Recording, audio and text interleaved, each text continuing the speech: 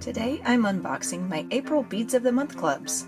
I received the Throne Room Fire Polish collection, Sardonyx for the Gemstone collection, and the Gunmetal Findings Companion Pack. So let's take a look at what's inside, and then I'll finish with a quick tutorial. Alright, so we'll start off first with going through our single Fire Polish Beads of the Month club called Throne Room this month. So this is the club that if you sign up with my discount code DINA10, then you would receive a similar club on a rotating basis, on a monthly basis as well. And you can follow along with the projects that I have. So today I'm going to be doing a short project at the end using the gemstones, but I will come back at a later time, probably in about a week or so, maybe 2 weeks, and I will use these beads to do another tutorial. More than likely a bead weaving tutorial. Fire polish just kind of lends itself to bead weaving. So we'll go through these really quick. So this is the first box that you get, and this is transparent topaz crow is what it's called. And it's a 4x6 millimeter. You get 25 of these in a single. Now if you decide to do the double club instead of the single club, then you'll get twice as many beads. So I get the single one, but these are very close to a rondelle. It's just they're a little bit wider than a rondelle, it seems like, or at least it just seems that way. The cut may be just slightly different as well. So, but it's a very pretty golden color to start off with. Now these beads are really hard to see. I have another tray to see if I can help you see the differences. Now these are crystal rose cut. They are 6x5 millimeters, and of course they're a crystal color, so it's really hard to see.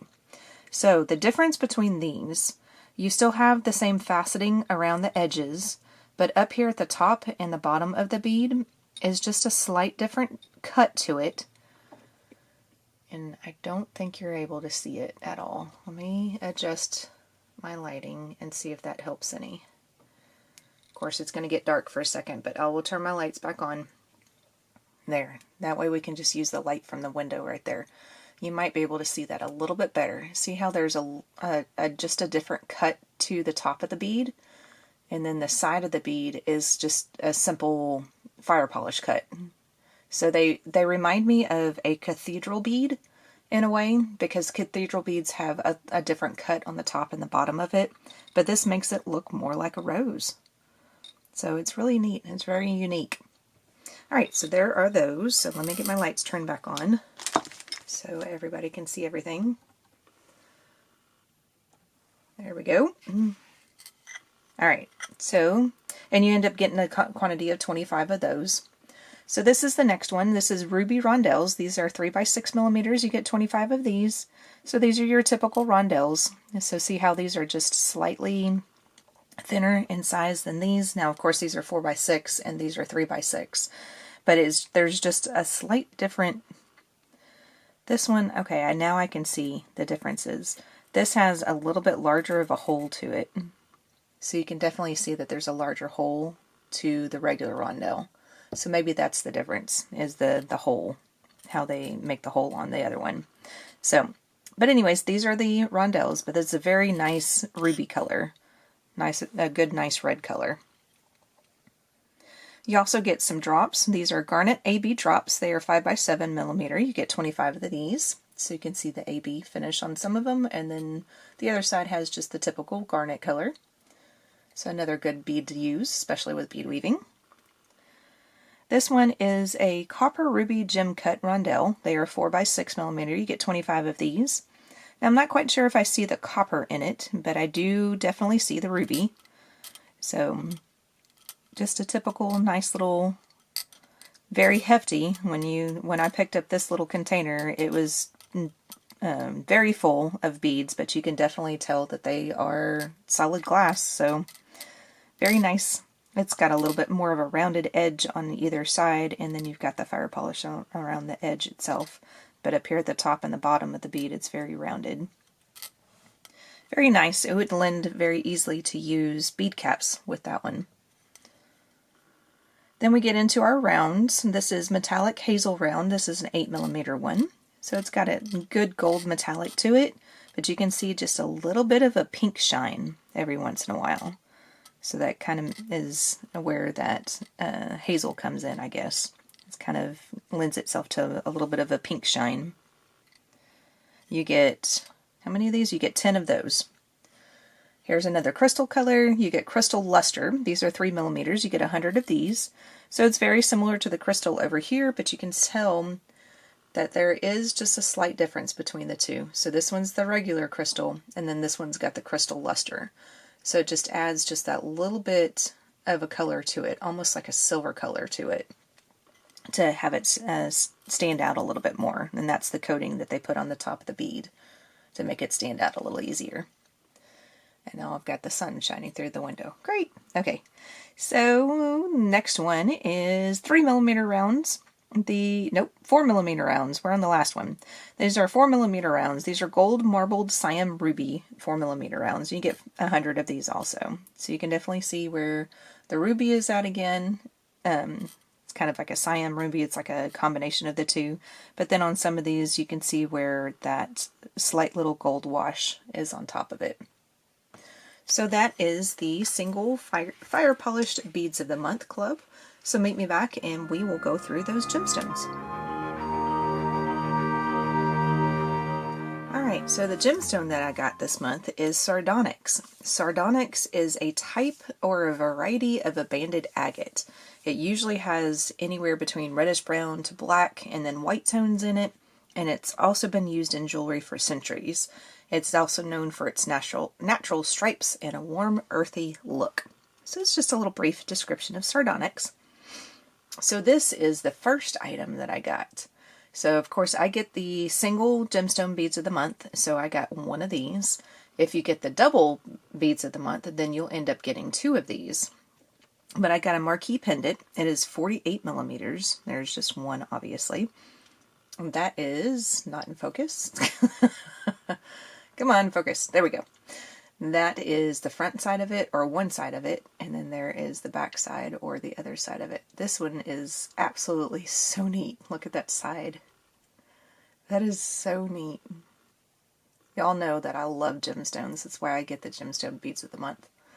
And then other types of gemstones throughout the month. I love getting gemstones. That is so neat. I'm not sure if that's going to be my project at the end. It might be, but I've been making so many necklaces lately, I just realized that I don't have a whole lot of bracelets, so I might be doing a bracelet instead. We'll see. Alright, so the next one, you know what, I'm just going to pick this one up too. It's a little bit easier. You get a hex barrel bead. These are 10 by 14 millimeters. You get 6 of these in the single. So you can see the differences right there, where it's more of a whiter color. You see the bands right there. There's a little bit of brown, and of course there's the black on this side too. And then there is another difference. And then the other 4 that are in the container look completely different also. I've got another one that looks similar to this, and then the other ones are more of the darker colors. But very, very, very nice. I'm really happy with this gemstone. This is really going to be fun to work with. Then we get into a round. This is your 6 millimeter round. So this, you can see the band's really good on these guys. So look at that one. It looks so neat. I love gemstones. I love working with them. And then you can see the darker, or the browner color in that one. Hopefully you can. I don't know if my lights are washing everything out again. But you get it, and you end up with a total of 24 of those. Then these rice beads are amazing. These are 5 by 8 millimeters. You get a total of 15 of these guys. So if I'm doing a bracelet of any type, I probably will be using these, if that's what I end up doing here at the end, which I'll figure that out. But I mean, this one these 2 look like zebra stripes to me. And it's so neat because it's just, you know, it's natural. It's how just natural stone is. And then that one, I mean, these are so neat. Okay, moving on, sorry. I love looking at my gemstones. And the last one that you get in the box is an 8 millimeter gemstone. You get 10 of these. And so you can see the bands on this one really well too. And this one, the 8 millimeters that I got on this one tend to be a little bit more of the darker colors like that, with just a little bit of white. So it contrasts very well with all the other ones if you were to use all of these gemstones in a project, which eventually, if I do make a necklace, I probably will use the majority of them. So that is the Gemstone Beads of the Month Club for this month. So meet me back and we'll go through the Findings Companion Pack, and then we'll start that tutorial. So let's go through our Findings Companion Pack. This month I got the gunmetal color. So we'll start off with the first item, which is this. So it's a nice different focal to use. It's partially hammered donut. It's 41 millimeters. You get one of these guys, and it's not quite oval. This little portion right here sticks out a little bit, whereas the rest of it is pretty flat. But it's really neat though. It's got the hammered look on here, and then this part is just a, the solid color, and then on the back side it looks very similar, so you can actually use it either way if you wanted to. So very neat, very different, very interesting. You get two what's a swaver? I don't know. You get two swivel lobster clasps. I was trying to say swivel and lobster at the same time, came out swavel. So maybe that's what this is. It's swavel clasp. Anyways, so here's your typical lobster clasp, and of course this part right here just swivels around, not swavels. But you get two of those. You get two ribbon bails. These are 11 by 10 millimeters, and they are both the same. So that's what one side looks like. The other side looks pretty much the same. So you get two of those guys. You get some chain, and of course everybody knows this is the word that I have a hard time pronouncing for whatever reason, but I think it's Figaro chain. But it is a very very dainty. It is 2.5 millimeters, and you get 2.5 feet of this. So that is very, very cute, and it's neat. It's different, and it's a long oval is one part of the chain, and then you have 3 small rounds that connect the 2 long ovals. So Figaro chain. I think I'm saying it right for the first time ever.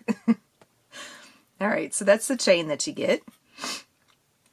You also get 2 different types of toggle clasps. Now, it can vary. So I have a simple heart right here with the toggle, or with the bar, and then I have a rope looking toggle. So that's the other side of what the rope looks like. And then this is the same on both sides also. So yours may be different. You may end up getting something similar. You may get one and then something different, something like that. But you'll get 2 pairs of those. So various shapes on those guys. You get 2 pairs of lever back ear wires. And these have a little shell accent there on the front. So just your typical little lever back ear wire. So 2 pairs of those guys. You have some spear paddle head pins. These are 2 inches. They're 22 gauge. You get 10 of these guys. So there's the little paddle down on the bottom, and then your typical head pin. You get 10 of those, and then your typical oval jump rings. And these jump rings are 20 gauge, and they are 6 by 4 millimeters. You get 10 of these guys as well. So that is the Gunmetal Findings Companion Pack for this month. So the next page you will see will be a supplies needed page in order to follow along with my tutorial if you wish. So meet me back in just a few moments and we'll get started with that tutorial.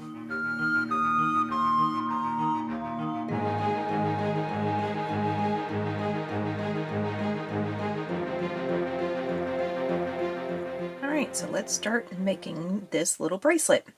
So I am using these rice beads because I just think they're really, I really like them. I think they're very neat. They're very unique. So it'll be a nice little dainty bracelet that we're going to make.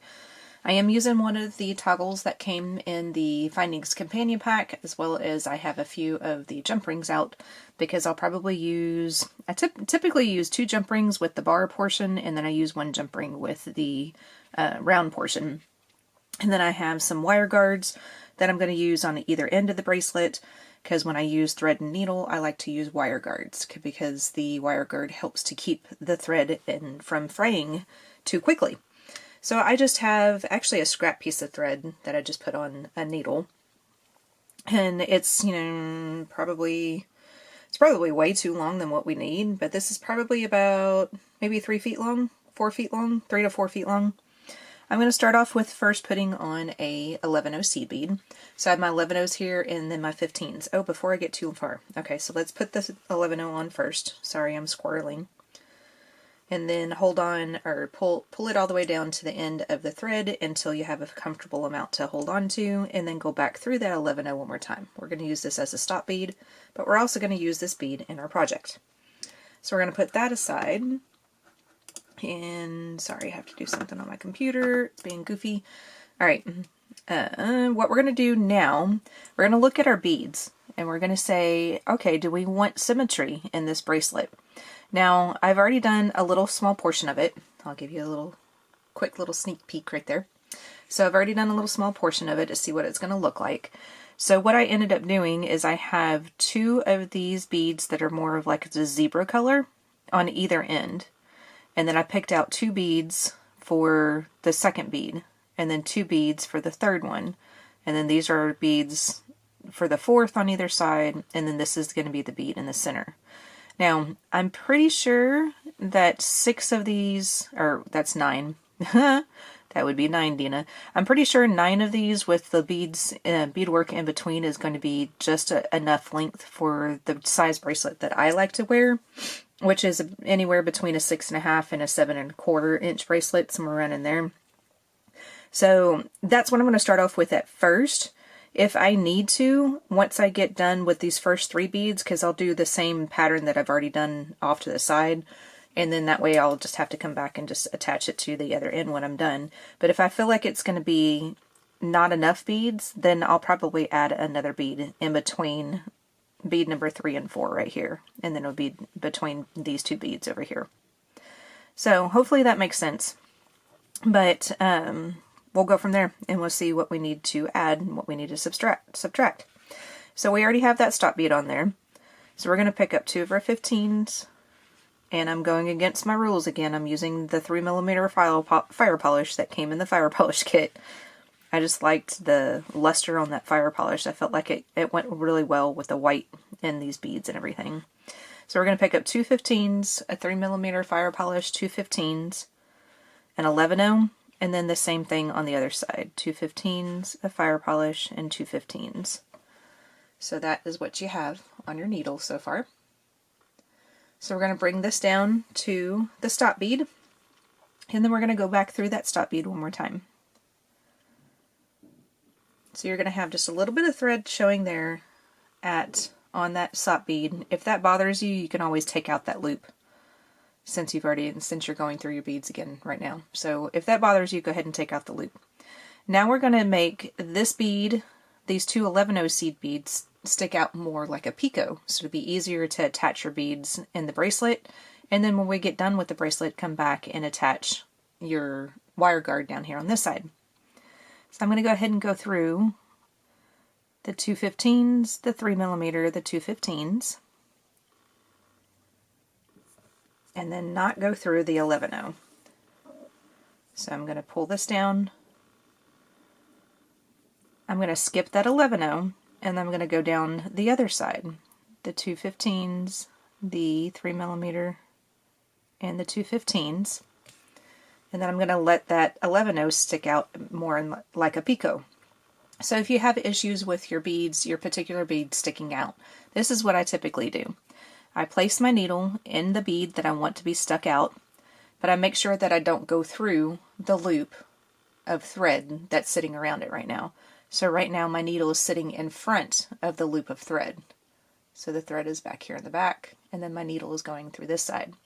I'm not going through completely with that bead, with the needle, but what I'm going to do is pull on my working thread until it goes down, and then all you have left over is just the bead sticking out like a picot, just like that. So I'll do it one more time on this end because we're coming out of that last 15 just before the stop bead. So we're going to make the stop bead look like a picot also. So we're going to skip over the stop bead and go back through those beads that are on the left hand side at the moment. 2 15s, the fire polish, the 2 15s. Then I'm going to twist it in my hand and get your working loop. If you have problems with your picot stitches, get your loop down close to the bead.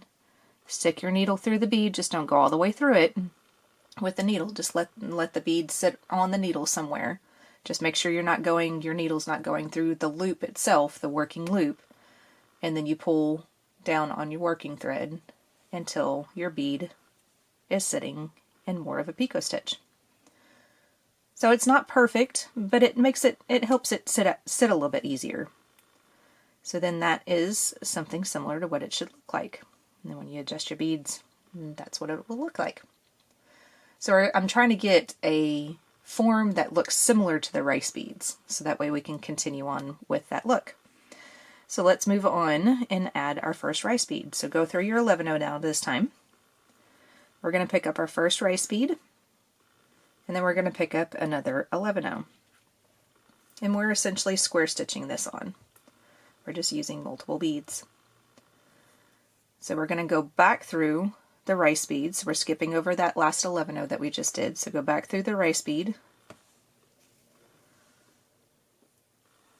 And then you want to go back through your 11-0, but you want to make sure you're going on the opposite side of the 11-0. So see how the 11-0 currently has thread path from the 11-0 to the rice bead on the left-hand side of the bead right now, and then our working thread is over here on this side. So I'm currently going through the 11-0 from the right to the left to make sure that there is at least one thread path through both sides of that 11-0. So now we need to get ourselves back up here so we can start doing this again. So go back through the rice bead, and then go back through your 11-0. And now you're set up to pick up your beads again. So 2 15s, a fire polish, 2 15s, an 11, 2 15s, a fire polish, maybe if I can get another one on there, there we go, and then 2 15s. And then pull that down to the end, and then go through your 11-0 from the right to the left again, or in the opposite direction of where your thread is coming out. And then now you have it set up to where you can do your picot again. So you go through your beads on the left hand side, which I'm flipping this in my hand, so it's now going to be the right hand side. And then we're going to picot stitch that 11-0, meaning we're going to skip over it and go through the 15s, the fire polish, the 15s, and then put your needle in that bead, pull down on it, makes it stick out much nicer. Skip the 11-0 down here, that's right next to your gemstone at the moment, and then go back through the left hand side of these beads. Come on now. Alright, there we go. Now if you're going through your 15s and you're noticing that they're kind of getting hard to go through, because some of these 15s we're going to go through 3 times, and then some of them we're only going to go through twice. If you need to, decrease your needle size first. Go from a size 11 to a size 12 and see if that helps. If that still does not help, it may be the coating that's inside the seed beads that you decide to use. If the coating is too thick, like sometimes the silver lines are kind of harder to get through, sometimes the Duracoats are harder to get through. But it's just one of those things that you just need to try it out. If it's too hard, then you can always use a thinner size thread as well, if that's giving you too much of grief. So then that's all you do, is just now we're setting up, getting to where we add on our next gemstone, and then you add your next 11-0, go back through the gemstone and wrap around through the 11-0 down here, go back up, and then keep adding. So the other thing you could do is you could do the same thing as I'm doing as far as adding the gemstones. I'm going to end up adding a total of 9, and if you need extra length on either end, you can always add more of these little sections that we just did with all the seed beads and the fire polish. So you can add those on the end as well. So go ahead and finish off the length of the bracelet that you will need. I will come back and I will show you how long mine is and give you a measurement of what it is. And then we'll come and I'll show you how to add on your toggle clasp. Meet you back in just a moment. Alright, so once you get all of your beads strung or bead woven on to your bracelet, then it should look something similar to this. So I'll hold it up real quick so you can kind of see it. So looking pretty neat. I'm really liking this one. So this, I have it laid out to explain and kind of give you a visual of what to do to adjust if you need to adjust, because I am going to adjust this. I'm going to make this a little bit more closer to what I would wear, because I like browns and blacks. I think this is going to be a really good neutral bracelet to wear. So I might actually keep this one for myself. Who knows? Anyways, so I am going to make this a little bit shorter, and I have it done in this fashion because the beads are not very thick. They're not very big beads. If you had really large beads, like 8mm size beads or bigger, sometimes even 6mm size beads, it adds more of a diameter around the bracelet itself. So measuring in this form won't give you as accurate of a size as far as the bracelet is concerned. So when they're thinner beads like this, or when you have something that's really flat like that, it's a little bit easier to use this method to kind of get a gauge of what your bracelet's going to end up being. It's not specifically going to be 7.5 to 8 inches once you add your clasp and everything, but it's going to give you an approximate. So that's why I do it this way sometimes. And see, with mine, I'm actually ending up just after the 6.5 inch mark.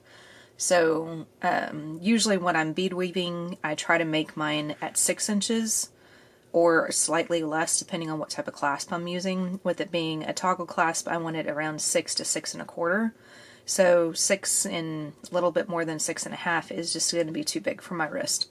So I'm going to end up taking off those first two sections, the first section of beads and then that last section. And so essentially we're going to end up with something that's going to be approximately 6 inches long. So once you start with your gemstone right here and then end with the gemstone over here, and then we add the clasp and everything after that, then it should be around a bracelet that I'd be able to wear. Now I have all of this laid out here too, so you can kind of get an idea of what to do if you're not sure how much room you're going to need for your clasp of choice. So like I said, I typically use 2 different jump rings for the bar portion. So I have 2 jump rings and then the wire guard and then the bar. Then we have the round one on this side with 1 jump ring and the wire guard. So when you lay that out and slightly overlapping each one of them, because they will be overlapped a little bit, it's going to be somewhere around 1.25 inches to 1.5 inches once we're all said and done and get it all on the bracelet and everything. So that kind of gives you an idea of what to do if you're not sure with how much room that you're going to need to leave for your clasp. So that's what I'm going to do real quick. I'm going to take off these 2 things right here. Then I'll come back and I will show you how to attach one of these wire guards, and then get a half of your toggle on, and I'll already have the other half done, so that way we'll have that bracelet finished when we get done with the next clip. So meet me back in just a few seconds. Alright, so I got the beadwork taken off of both ends. So now I'm just starting off with my little zebra rice beads. At least that's what they remind me of. Excuse me. Alright, so now I'm going to add the wire guard. So I'm coming out of that last 11-0 on either side. And you're going to add this on the same fashion on both sides. So if you're not familiar with a wire guard is a horseshoe shaped finding like that, where you have 2 holes down here on the bottom, and then you have a little channel up here at the top where your thread or your wire can sit in. So you can always also use this for wire, obviously, because that's why it's called a wire guard.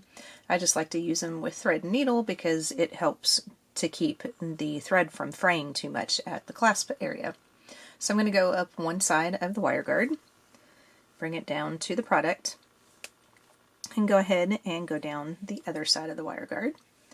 And then what I usually do is I pinch it just slightly in between my finger and my thumb, and that helps to allow the thread to get into that channel and sit inside that channel. So there you go. Now what I do, whenever I'm using smaller beads like this, if I was using an 8-0, I probably won't do this part, but usually on 11-0s and definitely on 15s, if you're using 15-0s at the end, I usually pinch the end. So I'm just letting it loose a little bit, and then I'm pinching it closed with my fingers Sometimes you have to use pliers because sometimes they are made of steel, and the steel ones are a little bit harder to pinch with your fingers. But this one I believe is just an iron one that I have in my stash. Then I'm going to go back through the 11/0 again, and then I'm going to go back through this wire guard at least one more time. And see how some of my thread just popped out right there? See, you can see that it's not in the channel. So that's what we're trying to keep from happening. You want to make sure your thread is inside that channel all the time. So just give it a little bit of a tug, and then go back up the wire guard and around. And then pinching it again, so that way it allows the thread to sit there inside the wire guard itself. Then go back through the 11/0 bead, and then now we're ready to start tying off. So I'm going to go ahead and make a little knot right here since I'm sitting right next to bridge thread. I'm going to go in between the 11/0 and the gemstone, going under that bridge thread, and then I'm going to pull the thread down to make a loop. Then I'm going to go through that loop once, pull it a little bit tighter so you have a really tiny loop like that, and then I'm going to go through the loop a second time in the same direction. Then when you have that little small loop like that, then you're going to pull hard and fast, and then that creates a little surgeon knot. Then we're going to bring that knot down into the gemstone bead if you can. It might just sit on top of it, but at least it'll be hidden somewhat. And once you get everything kind of straightened out a little bit, it should look something similar to that. So you have your nice little knot over here off to the side that most people aren't going to notice that and or say anything about it.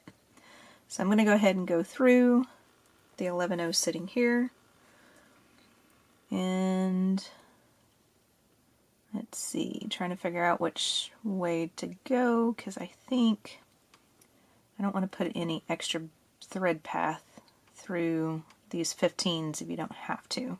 So I'm trying to choose the side that we did not already go through a second time or a third time. And then I will just make another knot right here, right next to the 15 and the 3mm bead. So I just went underneath everything. So basically I went in the hole that we made, and then I'm going to go through the loop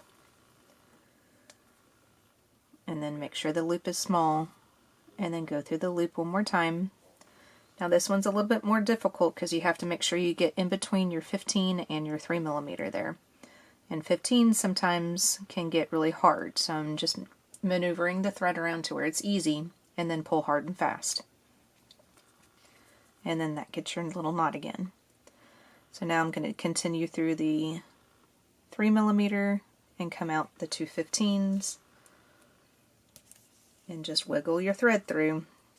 Your thread and your needle, don't force it. If it doesn't feel like it's going to go through all the way, then you may just have to come out the other side of the 3mm right there and then burn off right there. I usually try to make another knot. I usually try to do about 3 to 4 knots on bracelets, but since I probably am going to keep this one myself, I'm not going to worry about it and just do the 2.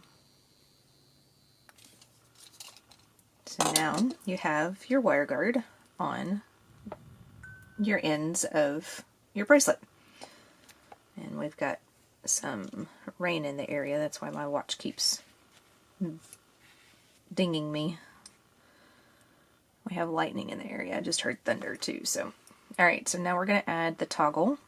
And you're going to add the toggle in the same way. Now the only difference, like I said in the very beginning, and the last clip, is that I use 2 jump rings on the bar portion of it. For one reason, it gives it a little bit more room, so the bar has a little bit of leeway to be able to get through the round portion. And then on the round one, I typically just use the 1.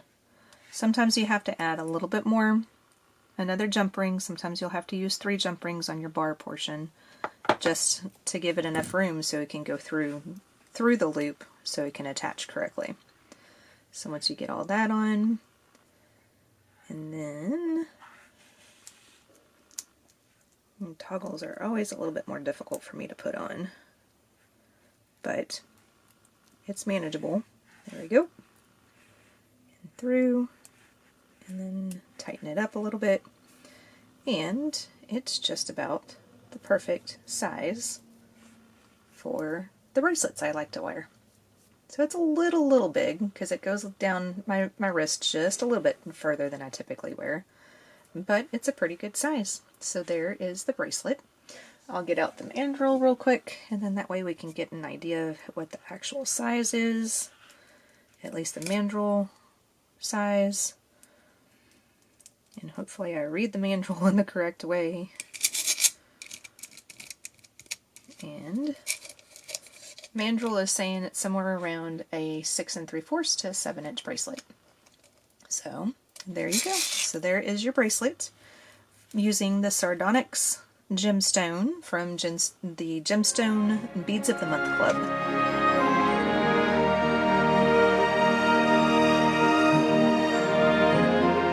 And that's a look at this month's Beads of the Month clubs, along with a quick Sardonyx bracelet project.